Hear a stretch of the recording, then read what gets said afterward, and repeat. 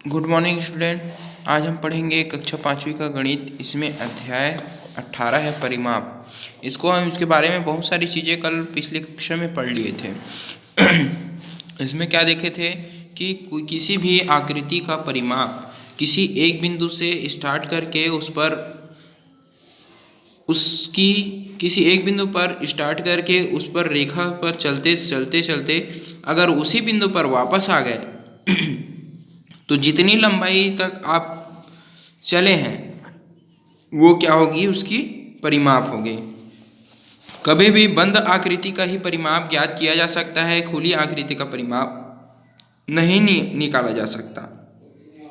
इस खुली आकृति को एक इस जगह से उठा करके मैं फिर वापस अगर लेते जाऊं तो वापस उसी जगह में मैं नहीं आ सकता, लेकिन ये बंद आकृति है, मैं यहाँ से उठा करके वापस फिर इसी जगह पर आ सकता हूँ। तो ये बंद आकृति हो गई, ये खुली आकृति हो गई। इसका परिमाप निकल सकता है, इसका नहीं निकल सकता। ये चीज़ सीखे थे। अब देखते क्या है। जिस आकृति में एक बिंदु से चलकर उसी बिंदु पर वापस पहुंचे हैं उसे बंद आकृति कहते हैं। जिस आकृति में एक बिंदु से चलकर उसी बिंदु पर वापस नहीं पहुंचते उसे खुली आकृति कहते हैं। ये भी क्लियर था।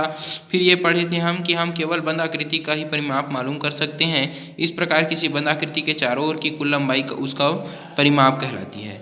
जैसे कि एक बंद आकृति 1 2 3 4, ये चारों ओर की कुल लंबाई इसका क्या होगी, परिमाप कहलाएगी। ठीक है। इस प्रकार इसका भी चारों ओर की पूरी लंबाई, इधर पूरे बंद आकृति के सभी ओर के कुल लंबाई इसके परिमाप कहलाएगी। ठीक है। अब आगे देखते हैं। 3 सेंटीमीटर का 3 सेंटीमीटर ऐसे करके है, ये एक समांतर चतुर्भुज है मान के चलो। ठीक है। अब इसमें देखेंगे, इस चतुर्भुज में इसका परिमाप निकालना है तो हम इस बिंदु से स्टार्ट करते हैं मान के चलो। तो यहाँ से स्टार्ट करेंगे, यहाँ से 3 6 3 9 और ये 3 12, फिर उसी बिंदु पर आ गए तो ये 12 सेंटीमीटर का इसका परिमाप होगा। अगर यहाँ से इस बिंदु से स्टार्ट करते हैं तो देखेंगे 2 2 4 1 5 2 7 2 9 और ये 4 13, इसमें 13 आएगा। कैसे आ रहा है, इसी बिंदु पर वापस आने पर जितनी लंबाई हम माप रहे हैं वो उसका परिमाप कहलाएगा। बिना पेंसिल, अगर इसमें पेंसिल की नोक रख दी है और बिना उठाए उसी बिंदु पर वापस आ गए तो ये पेंसिल जितनी दूर चलेगी वो उसका परिमाप होगा। परिमाप का अर्थ किसी आकृति के सभी किनारों या भुजाओं की लंबाई की माप का योग है। क्या है, परिमाप का अर्थ किसी आकृति के सभी किनारों या भुजाओं की लंबाई के माप का योग है, लंबाई की माप का योग है। अब देखेंगे इसी में त्रिभुज का परिमाप।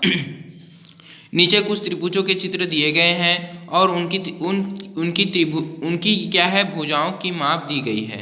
देखना, त्रिभुज दी गया है, उसकी भुजाओं की माप दी गई है। अब इसमें देखेंगे, यहाँ से न से ब से क से फिर न, इसमें जाने पर कितनी लंबाई आपको, यहाँ से यहाँ तक 4 सेंटीमीटर, 4 से फिर यहाँ का ब से फिर कब 4 सेंटीमीटर, 4 4 8 और धन फिर 3, क से न तक 3 सेंटीमीटर तक, तो 4 4 8 3 11।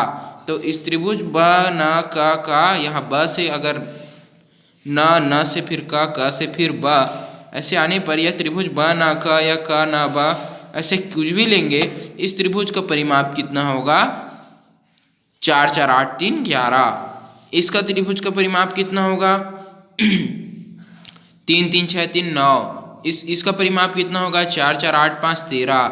ऐसे करके त्रिभुजों का परिमाप निकल जाएगा। यानी त्रिभुज का परिमाप पहली भुजा की लंबाई, दूसरी भुजा की लंबाई धन तीसरी भुजा की लंबाई, तीनों भुजा की लंबाई का योग क्या होगा, त्रिभुज का परिमाप कहलाता है।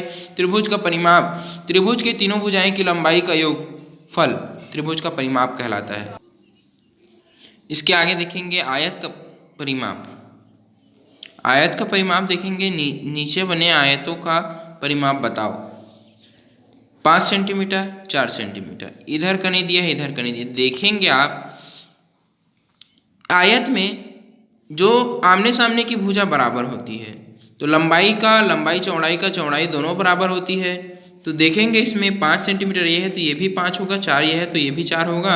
इसको सीधा सीधा क्या कर सकते हैं, 5 + 4 × 2, तो ये भी आयत की परिमाप निकल गई। ठीक है। ये 4 धन 2 गुणित 6, ये 4 धन 2 गुणित 2, 3 धन 2 गुणित 2। 2 क्यों गुना किए? क्योंकि ये 4 है, यहाँ पर भी 4 रहेगा, ये 2 है तो ये भी 2 रहेगा, ये 3 है तो ये भी 3, ये 2 है तो ये भी 2, इसलिए आयत का परिमाप ऐसे निकल जाएगा।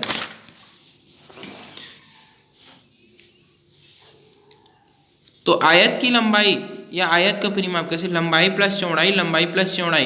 तो लंबाई और लंबाई इसमें समान रहता है और चौड़ाई भी बराबर रहता है। तो लंबाई का 2 बार जोड़ और चौड़ाई का 2 बार जोड़, तो लंबाई गुणित 2, चौड़ाई गुणित 2। तो यहाँ पर 2 को पूरा बाहर निकाल के ऐसा भी लिख सकते हैं कि 2 गुणित लंबाई धन चौड़ाई, ऐसा भी लिख सकते हैं।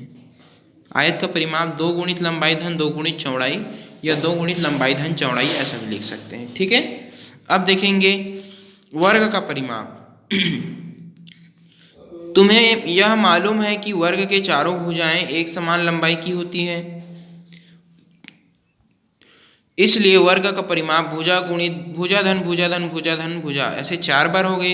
तो भुजा का 4 बार जोड़, इसलिए सीधा सीधा क्या करेंगे, वर्ग का परिमाप हो जाएगा 4 गुणित भुजा, ये वर्ग का परिमाप हो जाता है। अब इन आकृतियों का परिमाप बताइए। तो ये आकृति दी गई है, ये त्रिभुज है, तीनों भुजाओं का योग इसका परिमाप हो जाएगा। इसमें दोनों भुजाओं 2 गुणित 4 का योग, 2 गुणित 4 धन 2 गुणित 2 का योग कितना हो जाएगा, इसका परिमाप हो जाएगा। या फिर 4 धन 4 धन 2 धन 2, इसका ये परिमाप हो जाएगा। और ये क्या है, वर्ग है, तो ये भी 4, ये भी 4, ये भी 4, ये भी 4, 4 धन 4 धन 4 धन 4, मतलब 4 का गुणा 4 सेंटीमीटर से। तो ऐसे निकलेंगे। अब आगे आप लोग का कल पढ़ेंगे। ये कंप्लीट हो गया है वैसे भी, इसके बाद फिर ये सवाल आपको HW में बताएंगे।